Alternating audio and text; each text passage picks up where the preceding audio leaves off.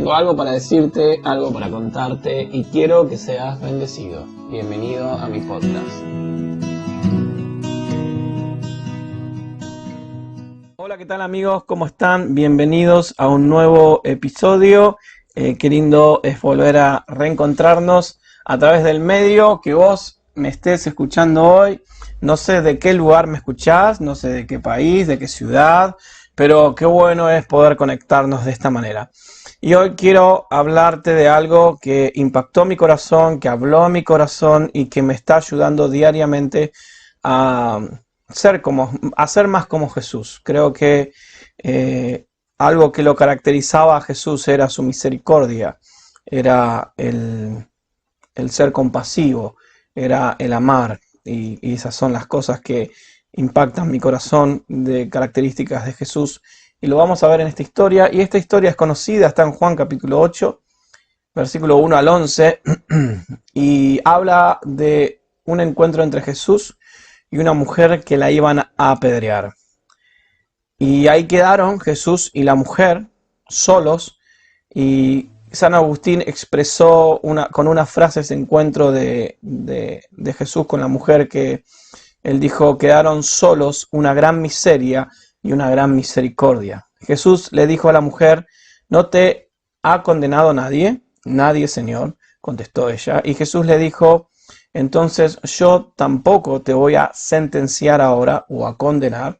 Ve y empieza tu vida de nuevo y no peques más. Hay algunas versiones que dicen vete y no peques más. Esta versión dice: entonces yo tampoco te voy a sentenciar ahora. Ve y empieza tu vida de nuevo y no peques más. Creo firmemente, y al ver los evangelios y todo lo que Jesús nos puede enseñar, que el evangelio es sinónimo de segundas oportunidades.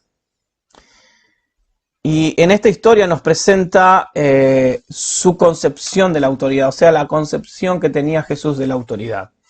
Tenemos cómo estaban los fariseos con las piedras en la mano y cómo los fariseos y los escribas tenían su concepción de autoridad también. Estos escribas, estos fariseos, eran los expertos legales de su tiempo. Para ellos los problemas se resolvían con una decisión. Y está claro que para ellos la autoridad era característicamente crítica, censora, y condenatoria. El que la autoridad se basara en la compasión, el que su objetivo pudiera ser restaurar al criminal y al pecador, eran cosas que a estos legalistas no les cabían en la cabeza. Ellos concebían que su función les daba el derecho de estar por encima de todos los demás como severos guardianes para detectar cualquier desliz, cualquier mala decisión, cualquier error de la ley que ellos enseñaban, y ante el más mínimo error lanzarse sobre los culpables con un castigo realmente salvaje e implacable. O sea, en su mente no estaba el hecho de restaurar, en su mente estaba el hecho de castigar al que infringía la ley. Nunca se les ocurría que su autoridad supusiera la obligación de rehabilitar al que había hecho algún error. No estaba en su mente, no lo podían concebir. Todavía hay personas, y en este tiempo, ¿no? Estamos en 2020 y seguimos caminando en esta tierra, y todavía hay quienes consideran una posición de autoridad como un derecho a condenar y un deber a castigar. Diferentes personas que tal vez están en una situación de autoridad, en una posición de autoridad dentro de la iglesia, y ven como que esa autoridad es un derecho a condenar, esa autoridad es un derecho o un deber de castigar. Creen que una autoridad como la que ellos tienen les da el derecho de ser los perros guardianes morales y despedazar a cualquiera que infringe, o aquel que peca, o aquel que erra al blanco. Pero en Jesús toda autoridad se cimenta en la compasión. En Jesús es totalmente diferente. Y qué increíble que estemos hablando de líderes de la iglesia y tengamos que hacer una división de esto. La verdad que es inexplicable, ¿no?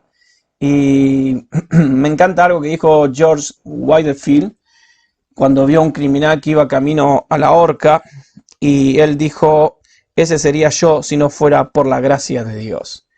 ¿Y dónde estaríamos cada uno de nosotros, vos que me escuchás por ahí, si no fuese por la gracia de Dios? Y si no has conocido la gracia de Dios, te puedo asegurar que la gracia de Dios cambia tu vida. Este incidente de esta mujer con Jesús, de los fariseos y escribas que la quieren apedrear, que la encontraron en el acto mismo de adulterio, ahí teniendo relaciones sexuales, la sacaron de donde estaban, se la tiraron frente a Jesús y incitaron a todo el mundo a que según la ley tenía que ser apedreada y demás. Este incidente nos presenta gráfica y cruelmente la actitud de estas personas hacia la gente. Nos representa la actitud de los escribas y fariseos. Nos presenta la actitud de los religiosos hacia la gente. Ellos no miraban a esta mujer como la persona que era, sino como un objeto, como un instrumento del que podían valer para formular una acusación contra Jesús, ¿no? La estaban usando como se podría usar una herramienta para cualquier trabajo. Para estas personas, esta mujer no tenía nombre, no tenía personalidad, no tenía sentimientos, era como, no sé, un peón en el tablero de ajedrez, era como un objeto que se podía sacrificar para ganar posición. Y en estas circunstancias, precisamente en esta historia, para destruir a Jesús. Y creo que siempre está mal el hecho de considerar a las personas como cosas.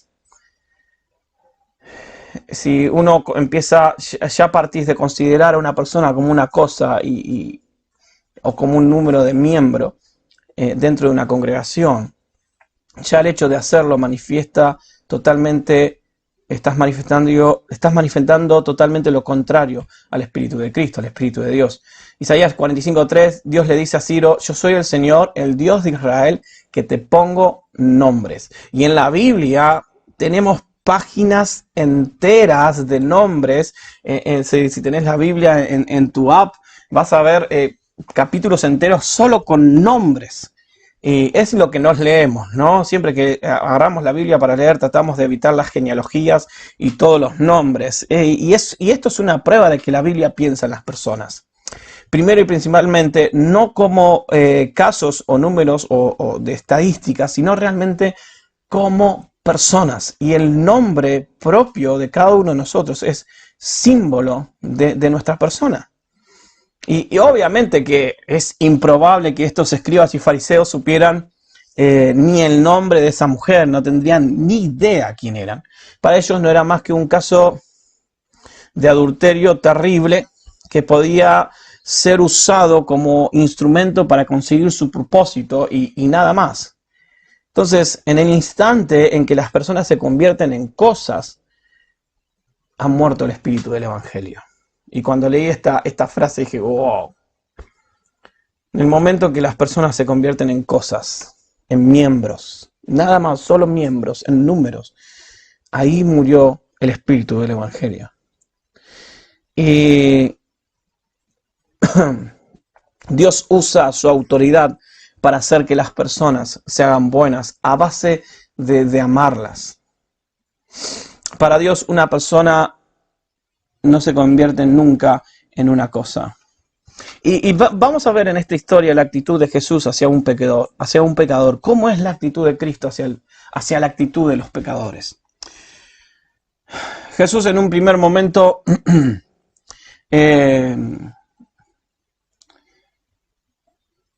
Jesús dijo en un principio que solo la persona que fuera sin falta podría emitir un juicio sobre las faltas de otros.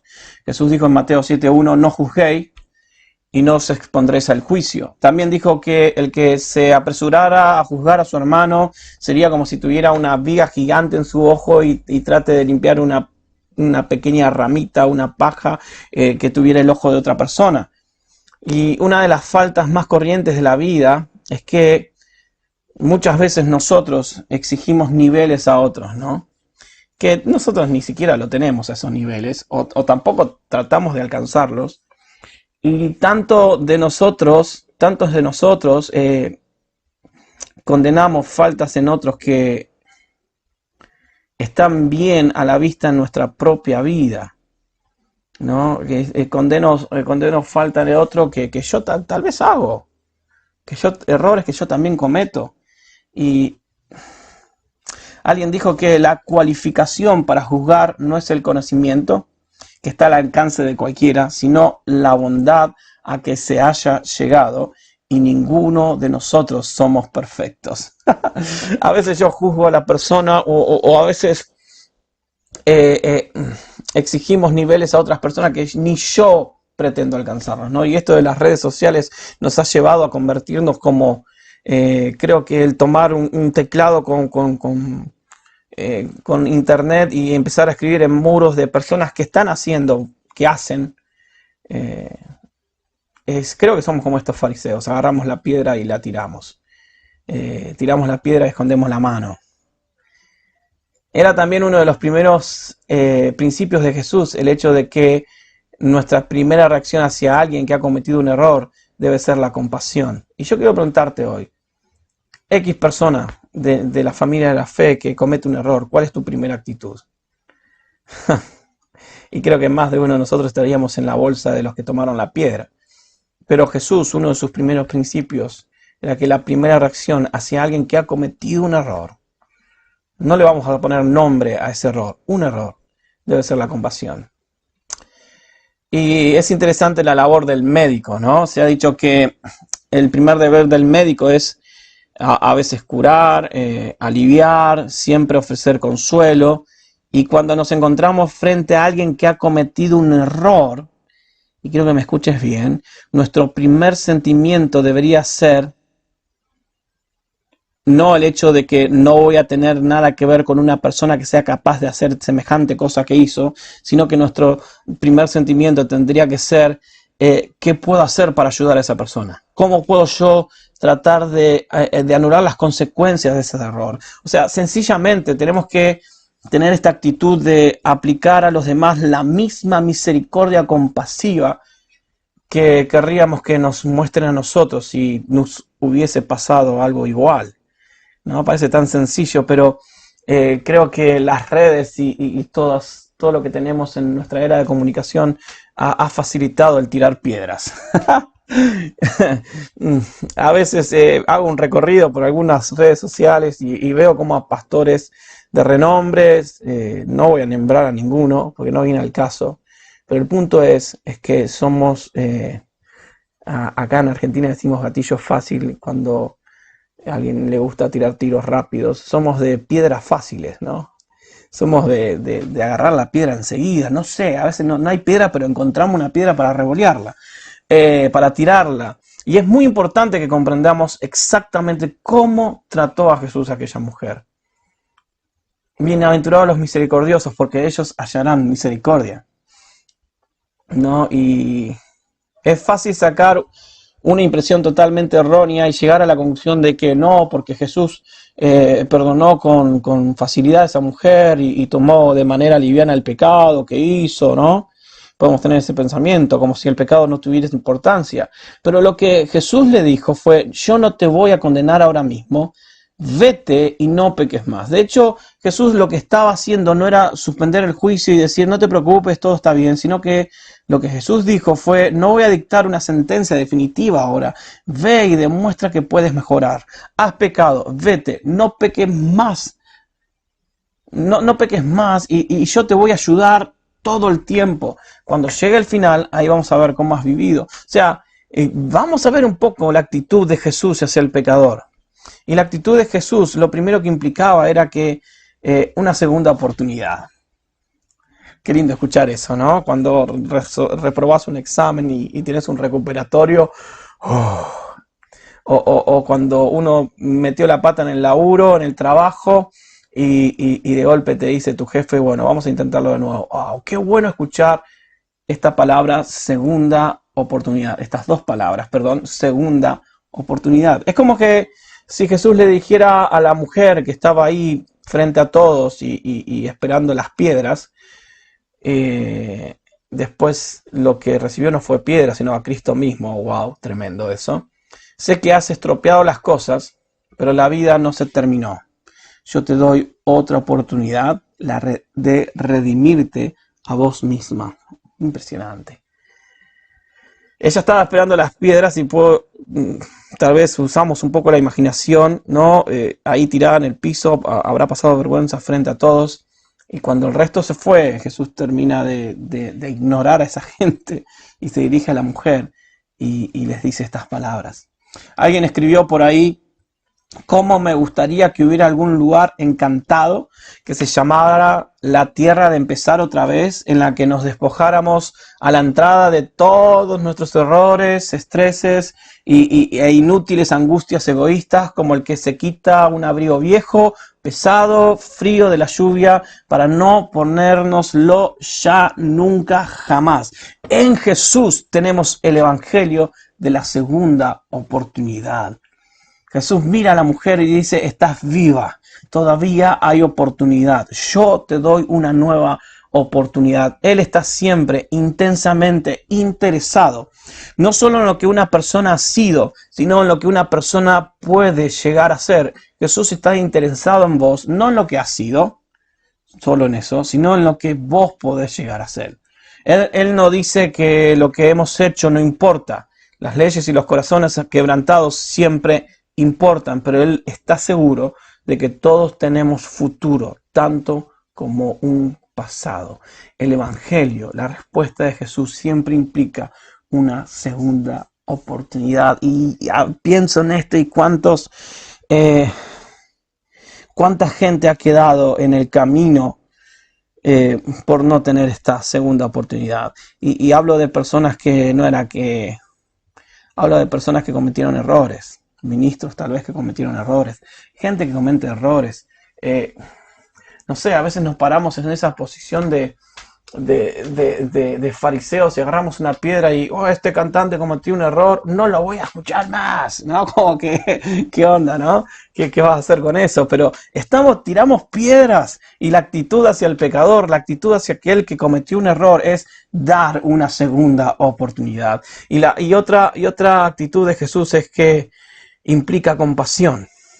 Y la diferencia fundamental que había entre Jesús y estos escribas y fariseos, estos legalistas, era que ellos querían condenar, y él quería perdonar. Los fariseos, los escribas querían condenar. Jesús quería perdonar. Y quiero hacer una aclaración. A veces uno habla de legalistas en estos tiempos y solo piensa que son las personas de edad avanzada, ¿no? Y ¿cuántos jóvenes son legalistas? Tal vez vos que me estás escuchando sos uno de que agarra la piedra fácilmente. Y Jesús, la actitud de Jesús hacia alguien que ha cometido un error es compasión. Jesús quería perdonar. Si podemos ver entre líneas en estos versículos, está re claro que la misión de estas personas eran apedrear a la mujer. Y lo que se puede apreciar es entre líneas, es que a ellos les encantaba hacerlo. Ellos disfrutaban el tirar la piedra. Disfrutaban de la emoción esa que trae el hecho de poder y de ejercer su poder condenatorio, ¿no?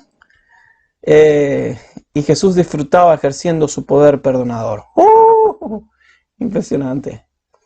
Jesús miraba a los pecadores con una compasión nacida del amor.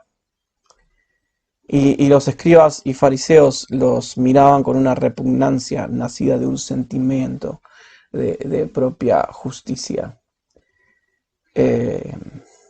Esto me hace pensar muchísimo en mí y en mis acciones, y en lo que yo pueda escribir en las redes o comentar. Creo que nos está llevando a pensar en nuestra vida. Y la actitud de Jesús hacia alguien que cometió un error. Porque hoy le tocó a una persona y mañana me puede tocar a mí. Y mañana te puede tocar a vos. ¿No? No sabemos, no conocemos el futuro. Y no conocemos cómo nos va a ir mañana. Nuestra seguridad está en Cristo. Y gloria a Dios porque Jesús, porque Él es un Dios de segunda oportunidad. Y gloria a Dios porque su actitud implica compasión y su actitud implica desafío. Porque después de esta segunda oportunidad, después de la compasión, Jesús mira a esta mujer y con el desafío de una vida sin pecado. Jesús no es que le dijo, bueno, está bien, no te preocupes, seguí viviendo como hasta ahora. Jesús le dijo, está mal, salí de donde estás y empezá la lucha para mejorar, cambiá de vida, de arriba a abajo, vete y no peques más. No era un perdón fácil, sino un desafío que indicaba a la mujer pecadora el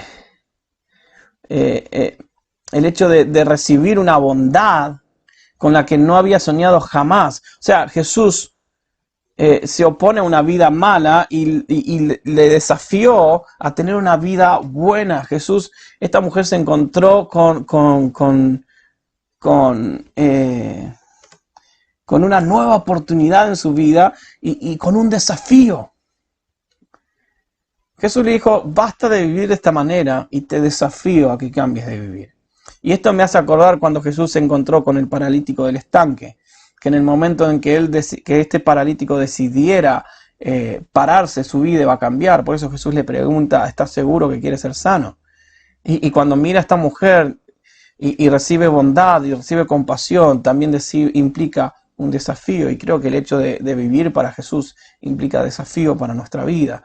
Porque como dijo Pablo, vamos dejando este hombre carnal y vamos muriendo diariamente.